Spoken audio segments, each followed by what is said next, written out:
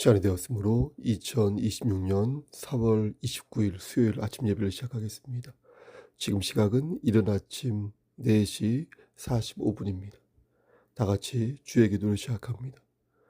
하늘에 계신 우리 아버지여, 이름이 거룩히 여김을 받으시오며 나라가 임하옵시며 뜻이 하늘에서 이루어진 것 같이 땅에서도 이루어지이다.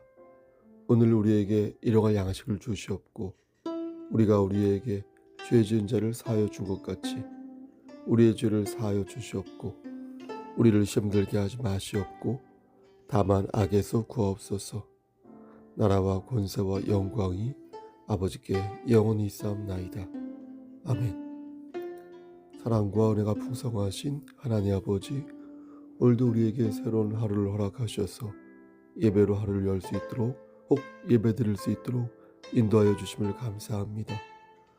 오늘도 하나님과 동행하는 삶이 될 수 있도록 우리의 마음을 주관하여 주시고 우리의 모든 것들을 책임져 주시고 바른 길로 선도하여 주시기를 소원합니다.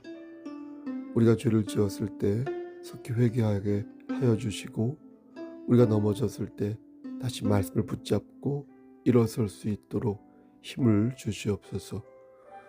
성령의 능력으로 기적을 일으키는 자가 되게 하시고 우리에게 주어진 사명을 반듯하게 감당할 수 있도록 하시며 교회 공동체로서의 그 책임 또한 반듯하게 잘 수행할 수 있도록 은총 베풀어 주시옵소서. 이 시간 간절히 바라고 하는 것은 심신이 연약한 우리의 지체들 위해 기도합니다. 하나님, 저들에게 찾아가 주셔서 여호와 라파 되신 하나님께서 저들의 질병을 치료하여 주시고 연약한 부분을 만져주셔서 속히 회복될 수 있도록 역사하여 주시옵소서. 여호와 일이 되신 하나님께서 저들의 모든 것들을 예비하여 주시고 저들이 30배, 60배, 100배의 결실을 맺을 수 있도록 말씀 안에서 그 결실을 맺을 수 있도록 은혜 베풀어 주시옵소서. 모든 말씀 예수 그리스도의 이름 받들어 감사하며 기도드렸사옵나이다. 아멘. 하나님 말씀 보겠습니다. 야고보서 2장 21절에서 24절 말씀입니다. 야고보서 2장 21절에서 24절입니다. 신약성경 제 성경으로 373쪽입니다. 봉독합니다. 21절. 우리 조상 아브라함이 그 아들 이삭을 제단에 바칠 때에 행함으로 의롭다 하심을 받은 것이 아니냐. 내가 보거니와 믿음이 그의 행함과 함께 일하고 행함으로 믿음이 온전하게 되었느니라. 이에 성경에 이른바 아브라함이 하나님을 믿으니 이것을 의로 여기셨다는 말씀이 이루어졌고 그는 하나님의 벗이라 칭함을 받았나니 이로 보건대 사람이 행함으로 의롭다 하심을 받고 믿음으로만은 아니니라. 또 이와 같이 기생 라합이 사자들을 접대하여 다른 길로 나가게 할 때에 행함으로 의롭다 하심을 받은 것이 아니냐. 26절. 영혼 없는 몸이 죽은 것 같이 행함이 없는 믿음은 죽은 것이니라. 아멘. 하나님 이 말씀을 들어 사용하여 주시옵소서. 예수님의 이름으로 기도드렸습니다. 아멘. 천국에는 의인만 갈 수 있습니다. 여러분, 의인이 되려면 어떻게 합니까? 죄사함을 받아야 합니다. 죄사함을 받으려면 믿음이 있어야 하는데 그 믿음이 무엇이냐? 바로 하나님의 은혜이신 예수 그리스도이십니다. 그러므로 우리는 예수 그리스도를 영접하지 아니하면 천국에 갈 수 없습니다. 하나님의 은혜가 주어지지 아니하면 우린 천국에 갈 수 없습니다. 하박국 2장 4절 말씀을 보면 의인은 그의 믿음으로 말미암아 살리라 이렇게 말씀합니다. 신약 성경에도 이와 똑같은 말씀이 나오는데요. 로마서 1장 7절 말씀입니다. 17절 말씀입니다. 오직 의인은 믿음으로 말미암아 살리라. 따라서 우린 믿음으로 말미암아 의인이 된 것이고요. 믿음으로 말미암아 천국에 갈 수 있게 된 것입니다. 그런데 오늘 본문을 보면 좀 헷갈리는 것입니다. 24절 말씀에 이러보건대 사람이 행함으로 의롭다 하심을 받고 믿음으로만은 아니다, 이렇게 말씀하는 것입니다. 17절에도 이와 같이 행함이 없는 믿음은 그 자체가 죽은 것이라. 이것을 보면 믿음으로 구원을 받는 것이 아니라 행함으로 구원을 받는 것처럼 보입니다. 우리 이 말씀을 어떻게 이해해야 할까요? 똑같은 성경 말씀인데 주장하는 바가 서로 다르니 이거 어떻게 이 말씀을 이해해야 할까요? 제가 여러 번 말씀을 드린 바 있으나 한 번 더 이 부분을 쉽게 말씀을 드리고자 하겠습니다. 결론부터 말씀드리면 믿음과 행함은 분리되어서 생각할 수 있는 게 아닙니다. 행함은 믿음이라는 본질에 묶여 있기에 행함과 믿음을 따로 생각할 수 없다는 것입니다. 내가 그 사람을 사랑하면 당연히 그에게 어떤 꽃을 선물하든 무엇을 하든 그렇게 하지 나쁜 것을 하진 않는다는 것입니다. 독이든 성배를 선사하지 않는다는 것입니다. 이것을 좀 더 명료하게 이해하는 방법으로 저는 여러분들에게 진정한이라는 형용사를 집어넣어서 이해해보자는 말씀을 오래전에 드렸습니다. 그러니까 믿음 앞에 진정한이라는 단어를 붙이는 것입니다. 행동하는 것도 마찬가지입니다. 행함 앞에 진정한이라는 형용사를 붙여보는 것입니다. 이렇게 되면 행함으로 구원받는 것인지 믿음으로 구원받는 것인지 답이 나옵니다. 우선 믿음은 예수 그리스도라고 말씀드렸습니다. 예수님은 우리에게 진정한 구주 되십니다. 그러므로 믿음이신 예수님을 내 마음에 품고 그분을 의지하는 것은 진정성 차원에서 가능합니다. 하지만 행함은 내가 행하는 것입니다. 그럼 진정성을 과연 유지할 수 있는가? 결코 유지할 수 없습니다. 우리는 주님의 은혜를 믿지 내 공로를 믿거나 의지하지 않습니다. 따라서 진정성이 가능한 것은 믿음 외에는 없는 것입니다. 하지만 진정한 믿음을 담보로 실천하는 행동은 그 순간만큼은 진정한 실천이라고 말할 수 있는 것입니다. 다시 말해서 믿음은 영원하지만 행함은 영원하지 않다. 그러나 믿음을 전제로 한 행함은 그 순간만큼은 진정할 수 있다. 이렇게 말씀드릴 수 있겠습니다. 진정한 행함이라면 반드시 진정한 믿음을 전제하고 있어야 한다. 진정한 믿음이란 하나님의 은혜를 의지하는 것이고 그러한 믿음이 있을 때 그의 행위는 진정하다고 인정받을 수 있다는 것입니다. 그러므로 우리는 믿음으로 천국에 가는지 행함으로 천국에 가는지 헷갈려 할 필요가 없습니다. 천국은 오직 믿음으로만 갈 수 있습니다. 예수 그리스도의 은혜를 우리가 의지할 때 우리는 비로소 거듭나서 의인이 될 수 있습니다. 그리고 그 믿음을 가지고 있는 자는 최대한 하나님의 영광을 위해 선하게 살고자 노력합니다. 믿음과 행함은 분리된 것이 아니라 믿음이라는 본질에 붙어 있으며 이로써 믿음과 행함은 상충하는 게 아니라 진정성이라는 이름으로 함께 가는 것입니다. 그러하게 우리는 이 진정성에 대해 좀 더 집중할 필요가 있습니다. 그러면 그 진정성이 어떤 자세일까요? 성경은 진정성을 알 수 있는 방법을 사례를 들어서 말씀합니다. 그게 바로 아브라함과 이삭에 관한 말씀입니다. 아브라함은 그의 나이 100세 때 아기를 가졌습니다. 물리적으로는 참 거의 불가능한 일이었지만 하나님께서는 그것을 가능케 하셨습니다. 이 역사 안에는 하나님의 언약이 있었는데 창세기 15장 4절과 5절 말씀을 보면 하나님께서 아브라함에게 자식을 허락하시고 여러분 아시죠? 하늘을 우러르게 한 뒤에 하늘에 떠있는 별처럼 자손이 급증할 것이라고 말씀하셨습니다.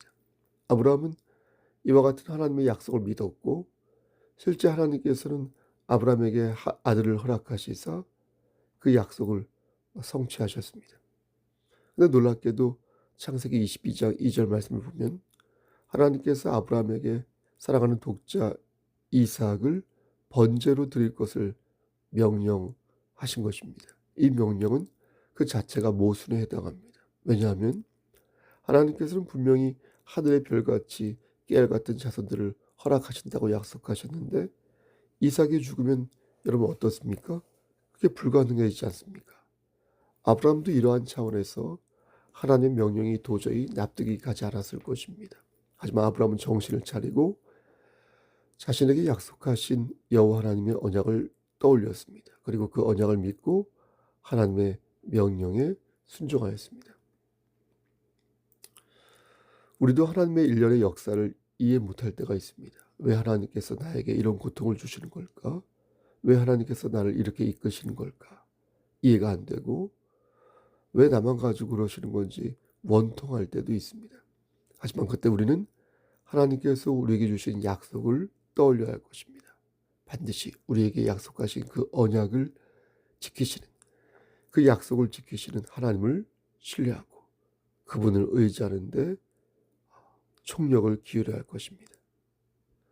그럼 그 약속이 무엇입니까?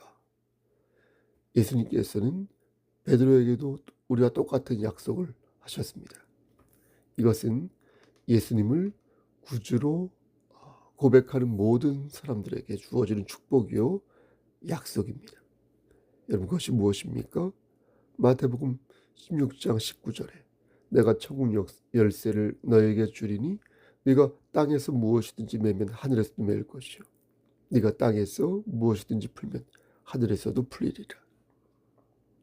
바로 이것입니다. 이것이 예수님을 구주로 고백하는 모든 이들, 곧 교회 공동체에 주신 하나님의 약속입니다.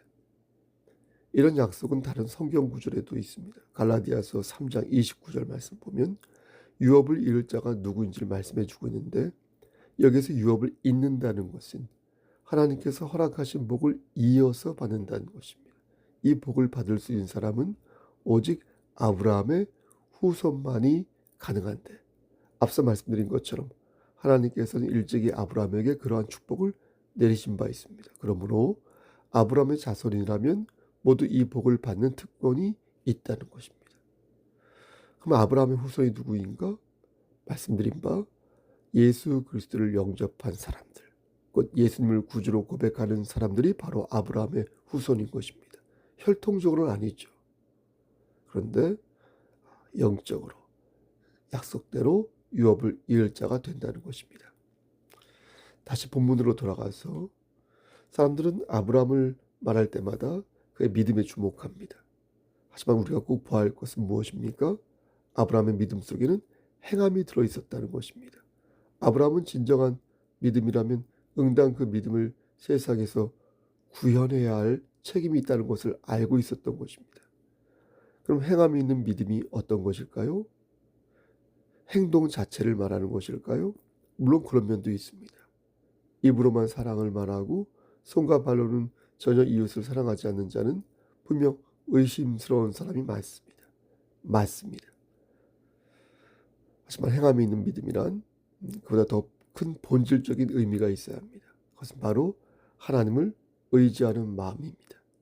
하나님을 의지한다는 것은 내 삶의 주인을 하나님으로 세운다는 것입니다.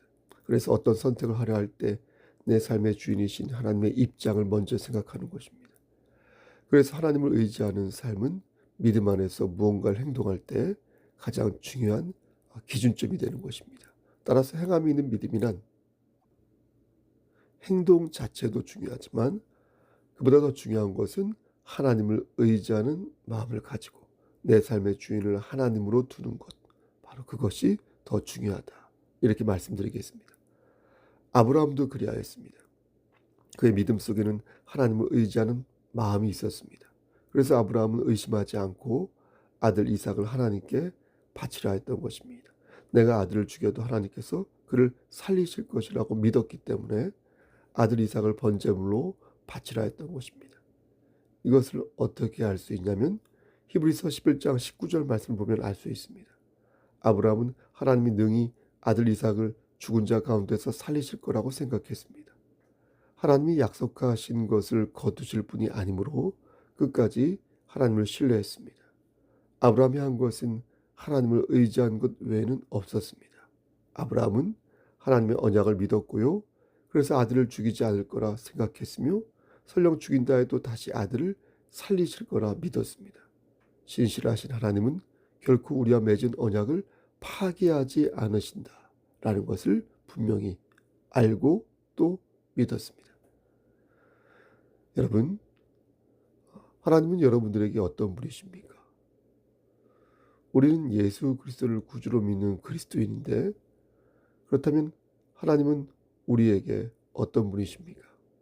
혹시 우리는 신실하신 하나님을 시험하고 있지는 않습니까?